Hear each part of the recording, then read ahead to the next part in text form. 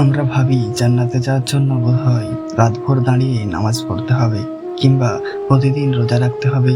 কিন্তু এমন একজন মানুষের কথা কি জানেন, যাকে স্বয়ং বিশ্বনবী সাল্লাল্লাহু আলাইহি ওয়াসাল্লাম জীবদ্দশায় 3বার জান্নাতি হওয়ার সুসংবাদ দিয়েছিলেন, অথচ তার আমলনামায় কোনো অতিরিক্ত নফল ইবাদত ছিল না।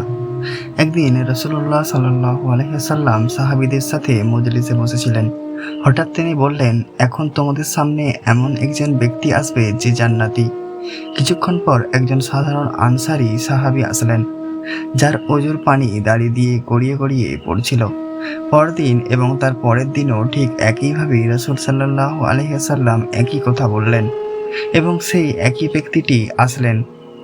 বিখ্যাত সাহাবী আব্দুল্লাহ ইবনে আমর রাদিয়াল্লাহু তাআলা আনহু ভাবলেন, এই লোকটির আমল কি তা আমাকে দেখতেই হবে।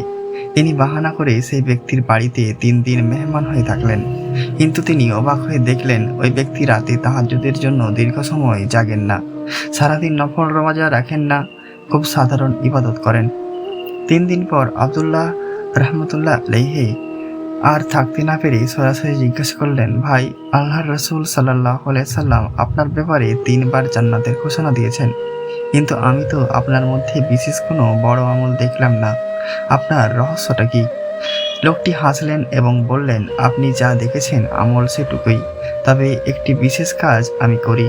প্রতিদিন রাতে ঘুমানোর আগে আমি আমার অন্তরকে পরিষ্কার করি। কোনো মুসলিমের প্রতি আমার মনে কোনো হিংসা বা বিদ্বেষ রাখি না। আর সারাদিনে কেউ যদি আমার সাথে অন্যায় করে থাকে, তবে আমি ঘুমানোর আগেই তাকে আল্লাহর হস্তে মন থেকে মাফ করে দিই। আব্দুল্লাহ ইবনে আমর রাদিয়াল্লাহু তাআলা আনহু চমকে উঠলেন এবং বললেন, এটাই সেই বিশেষ গুণ যা আপনাকে জান্নাতি বানিয়েছে, আর এটাই আমাদের জন্য সবচেয়ে কঠিন কাজ।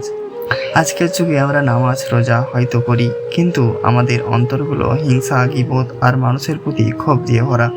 আমরা মাসের পর মাস মানুষের সাথে কথা বলি না, মনে জেদ পুষে রাখি। কিন্তু ভেবে দেখুন, এক মুহূর্তের ক্ষমা আর পরিষ্কার একটি হৃদয় আপনার জন্য জান্নাতের দরজা খুলে দিতে পারে। আজ রাতে ঘুমানোর আগে আপনি কি পারবেন সবাইকে মাফ করে দিয়ে বুক হালকা করতে? ভালো লাগলে সবাইকে শেয়ার করবেন, পাশে থাকবেন, ইনশাআল্লাহ।